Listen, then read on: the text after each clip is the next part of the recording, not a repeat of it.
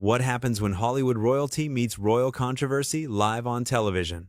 Today we're diving into one of the most explosive moments in daytime TV history, where Angelina Jolie delivered a masterclass in grace under pressure while completely dismantling Meghan Markle's carefully crafted narrative.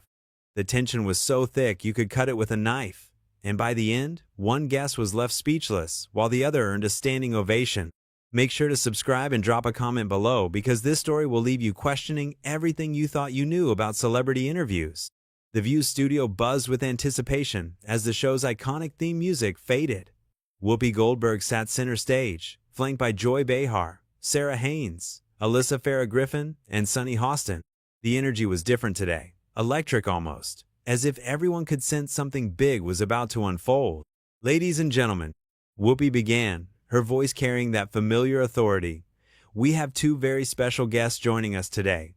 First, please welcome actress, director, and humanitarian Angelina Jolie. The audience erupted as Angelina walked onto the stage, her presence commanding immediate respect. She moved with that effortless elegance that had captivated audiences for decades, offering warm waves to the crowd before taking her seat on the famous couch. And our second guest, Whoopi continued, the Duchess of Sussex, Meghan Markle. Meghan emerged from backstage, her smile bright but somehow calculated. She'd clearly prepared for this moment, her outfit perfectly chosen, her hair immaculately styled. But there was something in her eyes, a hunger perhaps, that suggested she had an agenda beyond simple promotion. As both women settled into their seats, the contrast was immediately apparent. Angelina sat naturally, genuinely present in the moment, while Meghan seemed to be performing even in stillness, her posture perfect, her hands positioned just so. So wonderful to have you both here. Joy Behar jumped in, her trademark enthusiasm on full display. Angelina, you're here promoting your new film about refugee advocacy. And Meghan, you're discussing your upcoming Netflix documentary series. Two very different projects, but both focusing on important social issues. Angelina nodded graciously. Thank you for having me. Yes, this film is something very close to my heart. I've spent years working with refugees around the world, and I wanted to create something that would give voice to their stories, their resilience. That's beautiful, Sarah Haynes interjected. Your work with the UN has been so impactful over the years. I've been privileged to witness incredible strength in the most challenging circumstances, Angelina replied. These are people who've lost everything but refuse to lose hope. They've taught me more about courage than any role I've ever played. Meghan, who had been waiting for her moment, leaned forward slightly. I completely understand that passion for humanitarian work. My own journey has opened my eyes to so many injustices, particularly around mental health and women's empowerment. Sometimes I think people don't realize how isolating it can be when you're trying to use your platform for change but facing constant criticism. There it was. Even in what should have been Angelina's moment, Meghan had somehow redirected the conversation to her own struggles. The panel exchanged quick glances, and viewers at home could practically feel the shift in energy. Sunny Hostin, ever the skilled interviewer, tried to navigate diplomatically. Both of your platforms have certainly brought attention to important causes. Meghan, tell us about your Netflix series. Well, Meghan began, settling back with visible satisfaction.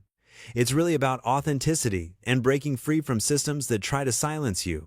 I think so many women, especially women of color, can relate to feeling trapped by institutions that smile at you publicly but undermine you privately.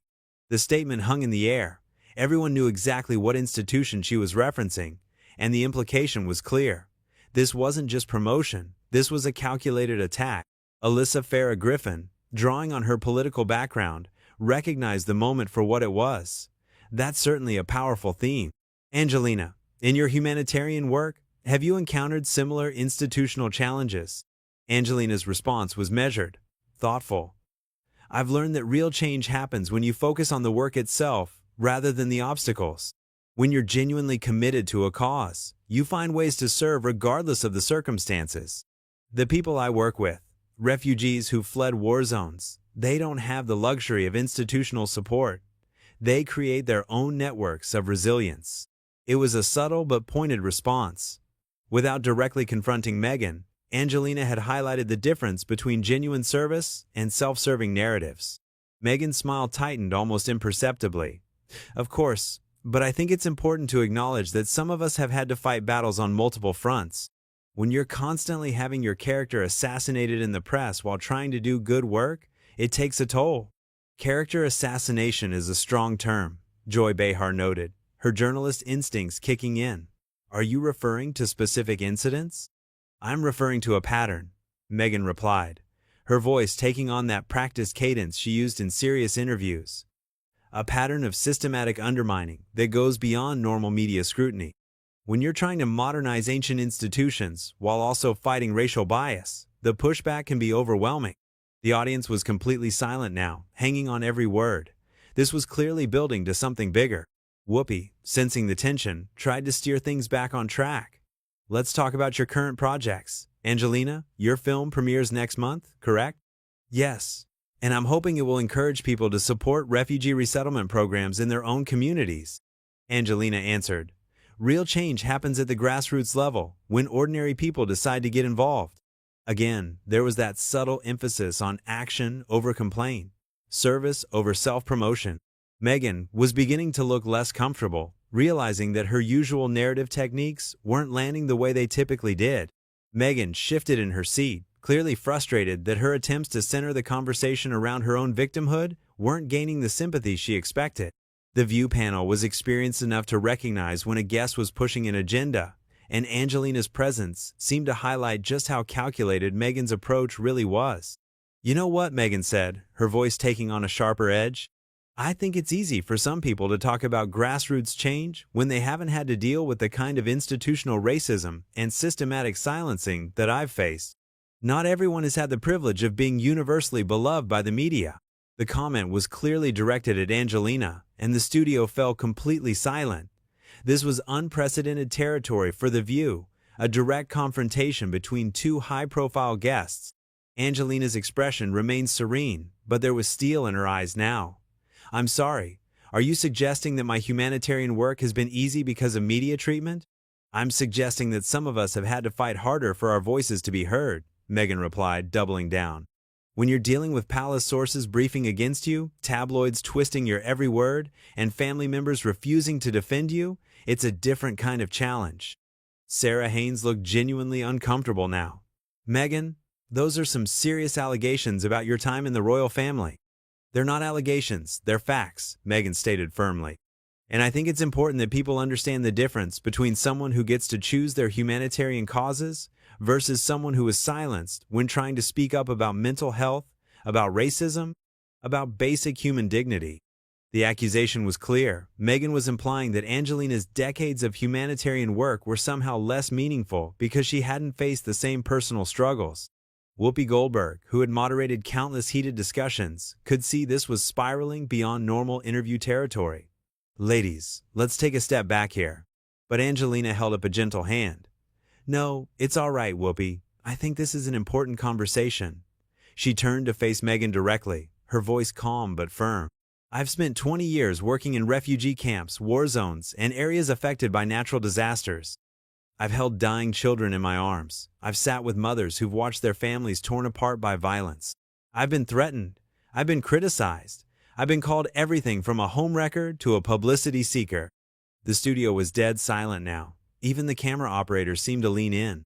But never once, Angelina continued, have I made my personal struggles the center of the story when discussing the suffering of others. The refugees I work with, they don't have Netflix deals to tell their stories. They don't have media platforms or royal titles or the ability to sit on television and demand sympathy. They have nothing but their resilience and their hope that someone will help them rebuild their lives. Meghan's face had gone pale. This wasn't the response she'd expected. I think you're misunderstanding. Meghan tried to recover. I never said your work wasn't important. I'm simply pointing out that different people face different obstacles, and some of us have had to overcome additional barriers. Additional barriers? Angelina repeated slowly. You mean like the barrier of being born into a war zone? The barrier of watching your village burn down? The barrier of walking hundreds of miles with small children to reach a refugee camp where you might, if you're lucky, get one meal a day? Joy Behar, who rarely found herself speechless, was watching this exchange with obvious fascination. This wasn't just a disagreement. This was a masterclass in perspective. That's not what I meant, Meghan said. her voice becoming defensive. Obviously, those situations are tragic, but I'm talking about institutional racism within powerful families, about being gaslit and isolated. You were isolated, Angelina said, her tone remaining remarkably calm. In a palace, with a staff of hundreds, with access to the best healthcare, education, and resources in the world, with a platform that reaches millions of people globally. Sunny Hostin tried to intervene. I think what Meghan is trying to express is that even with privilege, there can be unique challenges related to race and family dynamics. Of course there can be, Angelina agreed immediately, and those challenges are real and they matter. But when you're sitting on national television talking about humanitarian work, maybe the focus should be on the people who actually need help, rather than on how hard it's been for you to help them. The comment landed like a thunderbolt. Meghan's mouth opened slightly, as if she couldn't quite believe what she just heard. I can't believe you just said that, Meghan finally managed. You have no idea what I've been through. You have no idea what it's like to have an entire institution turn against you, to have your own family participate in smear campaigns, to be driven to thoughts of suicide because of the pressure. You're absolutely right, Angelina replied without missing a beat. I don't know what that's like. But I do know what it's like to visit a refugee camp where mothers are so malnourished they can't produce milk for their babies. I know what it's like to meet teenage girls who've been sold into trafficking. I know what it's like to work with survivors of genocide who still wake up screaming every night. The comparison was devastating in its simplicity. Alyssa Farah Griffin, drawing on her years in politics, recognized a defining moment when she saw one. Angelina, how do you maintain focus on the work when dealing with personal challenges? You remember why you started, Angelina answered, her gaze still fixed on Meghan. You remember that your personal pain, no matter how real, doesn't compare to the suffering of people who have no voice, no platform, no resources. You use whatever privilege you have, whatever platform you've been given, to serve others rather than to serve yourself. Meghan's face was flushed now, her carefully constructed composure completely shattered. So you're saying that my pain doesn't matter? That speaking out about racism and mental health struggles is selfish?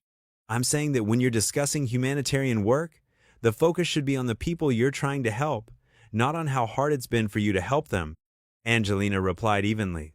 I'm saying that real service requires putting other people's needs before your own narrative. The audience was completely captivated. This wasn't just drama, this was a profound difference in worldview being played out in real time. Whoopi tried once more to regain control. Ladies, I think we're all passionate about important causes here. But Meghan wasn't finished.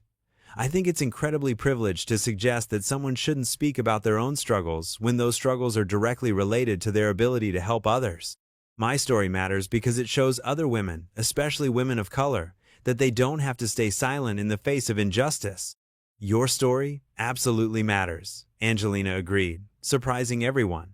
But so do the stories of the people you claim to be helping. And right now, in this conversation about humanitarian work, we've spent 15 minutes talking about your personal grievances and approximately 2 minutes talking about the actual people who need help. The observation hit like a perfectly aimed arrow. Meghan sat there, mouth slightly agape, as the truth of Angelina's words settled over the studio like a heavy blanket. Even the seasoned view panel seemed stunned by the precision of the critique. That's not fair, Meghan finally stammered, her voice lacking its usual confident cadence. You're trying to make it seem like I don't care about the people I'm trying to help. Am I? Angelina asked quietly. Because in the 20 minutes we've been sitting here, you've mentioned your own struggles approximately 15 times, and the people your documentary is supposed to help exactly twice. Once in passing, and once to explain how their stories relate to your own experience. Sarah Haynes looked down at her notes, clearly fact-checking Angelina's observation in real time. Her slight nod suggested the count was accurate. I think context matters, Meghan said, her voice rising slightly. People need to understand the obstacles I've faced in order to appreciate the work I'm doing now. Do they? Angelina countered, leaning forward slightly. When I make a film about refugees, do I spend the majority of the interview talking about how difficult it was for me to get financing? Do I discuss how exhausting the travel was, or how the media criticized my motives? Or do I talk about the incredible people I met and the urgent need for support? The panel exchanged glances. They all knew the answer. In countless interviews over the years, Angelina had consistently centered the people she was trying to help rather than her own journey. That's different, Meghan insisted, but her argument was losing steam. You don't understand the unique pressures of being in the royal family. You're absolutely right, I don't, Angelina agreed readily. But you know what I do understand?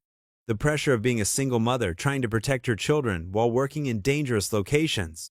The pressure of being constantly scrutinized for every relationship, every adoption, every parenting choice I've ever made. The pressure of having my mental health questioned, my motives analyzed, my entire life dissected in the tabloids for over 2 decades. The studio was completely silent now. Even Whoopi seemed hesitant to interrupt. But here's the difference, Angelina continued, her voice steady and clear. I learned early on that my personal struggles, no matter how real or how painful, are not the story when I'm advocating for people who are literally fighting for survival. The story is them. Always them. Meghan's face was now visibly flushed, her composure completely abandoned.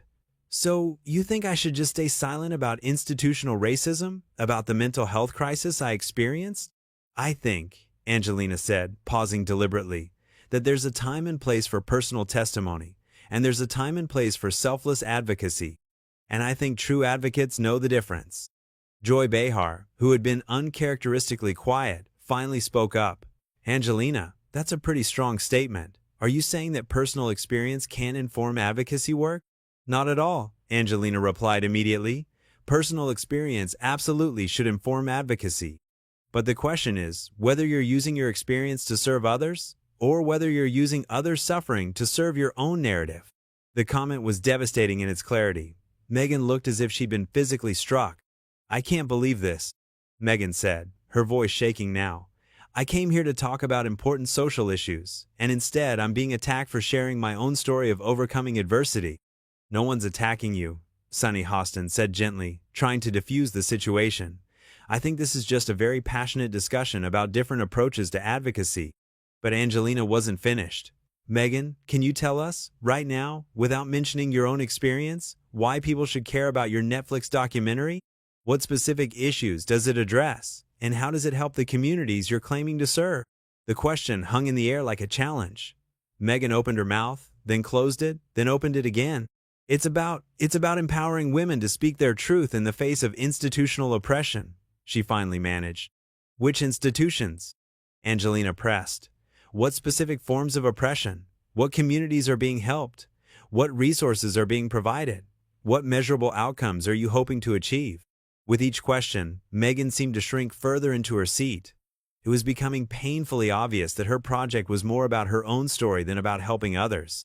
I don't think I should have to defend my humanitarian efforts to someone who's trying to minimize my experiences, Meghan said, her voice taking on a petulant tone that was completely at odds with her usual polished presentation. I'm not minimizing your experiences, Angelina replied calmly. I'm asking you to distinguish between sharing your experiences to help others and sharing other struggles to validate your own experiences. The distinction was so clear, so perfectly articulated, that even Meghan seemed to understand she'd been completely outmaneuvered. Alyssa Farah Griffin, recognizing a teaching moment, addressed the audience directly. I think what we're witnessing here is a really important conversation about the difference between advocacy and autobiography. Exactly, Angelina said, turning to face the camera. When we have platforms, when we have privilege, when we have resources, we have a choice. We can use those gifts to amplify voices that would otherwise go unheard, or we can use other people's struggles to amplify our own voices. Meghan sat in stunned silence, clearly realizing that everything she'd said had been turned against her with surgical precision. Whoopi, sensing that this had reached its natural conclusion, tried to wrap up. Well, this has certainly been an enlightening discussion about the responsibilities that come with public platform. It has, Angelina agreed, then turned directly to Meghan one final time. And I hope that your documentary succeeds in helping the people it's supposed to serve. Because at the end of the day, that's what really matters. The comment was gracious on the surface, but carried an unmistakable challenge. Meghan managed a weak smile and a barely audible thank you, but it was clear she'd been thoroughly and completely humbled. As the cameras prepared to cut to commercial, the audience began to applaud. But they weren't applauding both guests equally. The ovation was clearly for Angelina, who had delivered a masterclass in grace under pressure while exposing the fundamental emptiness of performative activism.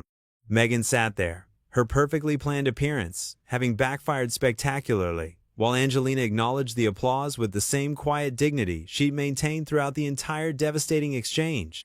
In less than 30 minutes, one of Hollywood's most respected figures had completely dismantled one of the world's most calculated self-promoters, all while never raising her voice or abandoning her principles.